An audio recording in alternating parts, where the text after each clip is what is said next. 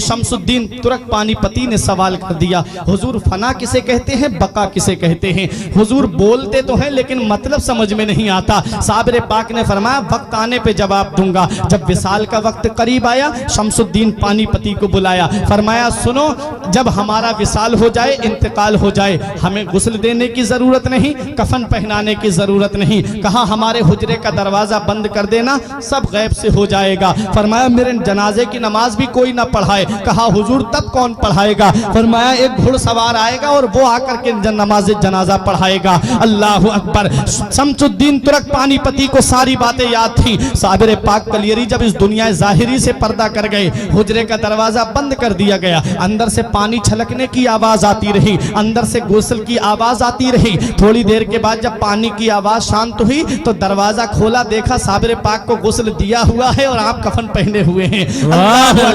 ये है साबिर पाक कलियरी। अब उसका इंतजार हो रहा है जो नमाज जनाजा पढ़ाएगा। बड़े बड़े औलिया लाइन में लगे हुए हैं, बड़े बड़े औलिया सफ में लगे हुए हैं, अपने वक्त के जय्यद उलमा सफ में लगे हुए हैं, मुरीदीन सफ में बांधे खड़े हुए हैं। शम्सुद्दीन पानीपती से किसी ने कहा अरे नमाज जनाजा तो शम्सुद्दीन पानीपती ही पढ़ाएंगे, क्योंकि सुबह भी साबिर पाक के साथ में रहे, दोपहर को भी साबिर पाक के साथ में रहे, शाम को भी साबिर पाक के साथ में रहे, खलबत में साबिर पाक के साथ हैं, जलवत में साबिर पाक के साथ हैं, सफर में साबिर पाक के साथ हैं, हजर में साबिर पाक के साथ हैं। हर वक्त साबिर पाक के साथ जो रहे, जिसे साबिर पाक बड़ी मोहब्बत फरमाए, उसे शम्सुद्दीन तुर्क पानीपती कहते हैं। कहा यही तो नमाज जनाजा पढ़ाएंगे। तब शम्सुद्दीन पानीपती ने कहा मैं नमाज जनाजा नहीं पढ़ाऊंगा, बल्कि मेरे पीर का ये कहना है कि एक घुड़सवार आकर के मेरी नमाज जनाजा पढ़ाएगा।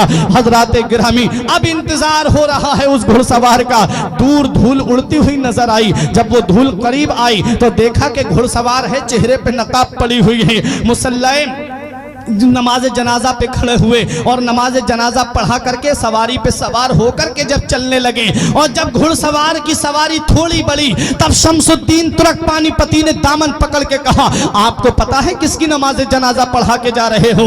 ये वो अल्लाह का वली है जिसकी शान सारी दुनिया में मशहूर है, ये वो अल्लाह का महबूब बंदा है जिसका जलाल सारी दुनिया में मशहूर है। आप जिनकी नमाज जनाजा पढ़ा के जा रहे हो, ये अल्लाह का मुकर्रब बंदा है, ये अल्लाह का नेक बंदा है, ये अल्लाह का वली है। कल मेरे साबिर की तारीख लिखी जाएगी, कल मेरे साबिर की हिस्ट्री लिखी जाएगी, कल मेरे साबिर का इतिहास लिखा जाएगा और दुनिया वाले मुझसे सवाल करेंगे ये शम्सुद्दीन पानीपती, सुबह को तुम साबिर पाक के साथ में थे, दोपहर को तुम साबिर पाक के साथ में थे, शाम को तुम साबिर पाक के साथ में थे, सफर में तुम साथ रहे, हजर में तुम साथ रहे, खलबत में तुम साथ रहे, जलवत में तुम साथ रहे, हर वक्त तुम साबिर पाक के साथ में थे। जरा बताओ साबिर पाक की नमाज जनाजा किसने पढ़ाई थी?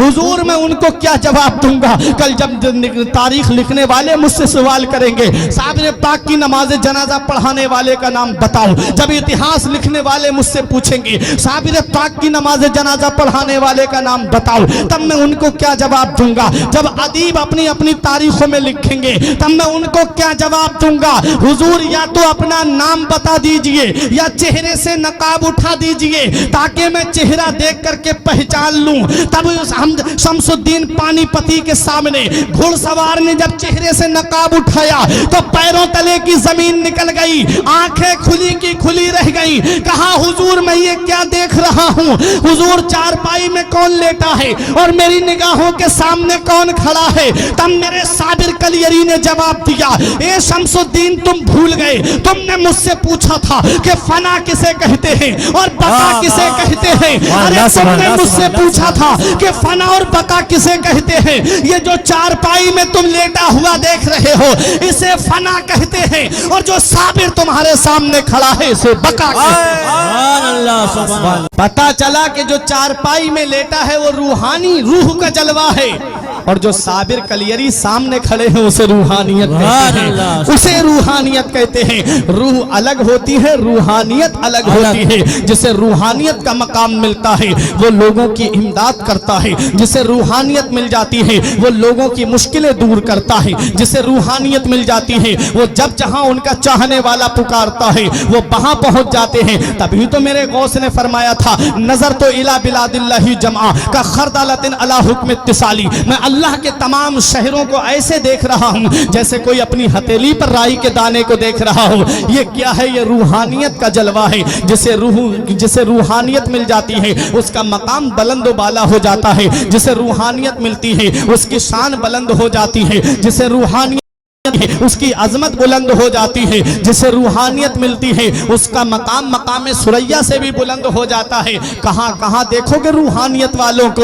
آؤ ذرا بتاؤ مجھے۔ غوث پاک رضی اللہ تعالی عنہ بغداد کی سرزمین پر رہے اور چند جگہ تبلیغ دین جانے کرنے کا ارادہ ہوا، وہاں تک پہنچ گئے۔ اور ذرا سنو، صابر پاک کلیری کو دیکھو، کلیر کی سرزمین پر آپ نے اپنا قیام کیا۔ نظام الدین اولیاء دہلوی نے دہلی میں قیام کیا، اعلیٰ حضرت نے بریلی شریف میں قیام کیا، پیلی بھیت کے شاہ جی میاں نے پیلی بھیت میں قیام کیا، سید سالار مسعود غازی نے بہرائچ میں قیام کیا، حضور شاہ مدار نے مکن پور میں قیام کیا، غریب نواز نے ہندوستان کی سرزمین اجمیر میں آ کر کے قیام کیا۔ پورے ہندوستان میں تو نہیں گھومے تھے یہ اللہ کے ولی، غوث اعظم چند مقامات کے علاوہ پوری دنیا میں تو نہیں گئے تھے۔ صابر پاک کلیر اور اس کے چند مقامات کے علاوہ پورے ہندوستان میں تو نہیں گھومے تھے۔ نظام الدین اولیاء دہلی اور چند مقامات کے علاوہ پورے ہندوستان کا تو سفر نہیں کیا تھا، لیکن پھر وجہ کیا ہے کہ آج پوری دنیا کے کونے کونے میں ان کا نام ہے،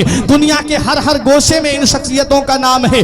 کون سا ایسا کمال کیا؟ اللہ قرآن میں فرماتا ہے جو اچھے کام کرتا ہے، ایمان لاتا ہے، اچھے کام کرتا ہے، اللہ فرماتا ہے اس کی محبت کو ہم عنقریب پوری دنیا میں عام کر دیں گے۔ پتا چلا یہ اللہ والے وہ ہیں، انہوں نے لوگوں کو راضی نہیں کیا بلکہ اللہ اور اس کے رسول کو راضی کیا۔ اور حدیث پاک ہے، من کانا للہ کان اللہ لہو، جو اللہ کا ہو جاتا ہے اللہ اس کا ہو جاتا ہے۔ اللہ جس کا ہو جاتا ہے پھر اس کا نام مٹنے نہیں دیتا، پھر اس کا نام اندھیرے میں نہیں رہنے دیتا۔ یہی وجہ ہے کہ غوث اعظم اللہ کے ہو گئے اور اللہ غوث اعظم کا ہو گیا۔ پوری دنیا میں غوث اعظم کا نام ہے۔ غریب نواز نے اپنے اللہ کو راضی کیا، غریب نواز نے اپنے رسول کو راضی کیا، اللہ اور اس کے رسول نے غریب نواز کا نام اندھیرے میں نہیں رہنے دیا۔ پوری دنیا میں آج غریب نواز کا نام موجود ہے۔ اور آگے سنو، صابر پاک کلیری نے کلیر میں رہ کر کے اللہ کی عبادت کر کے اپنے رب کو راضی کر لیا۔ اللہ نے صابر کلیری کا نام مٹنے نہیں دیا، ہر مسلمان کے دل میں صابر کلیری کا نام ڈال دیا۔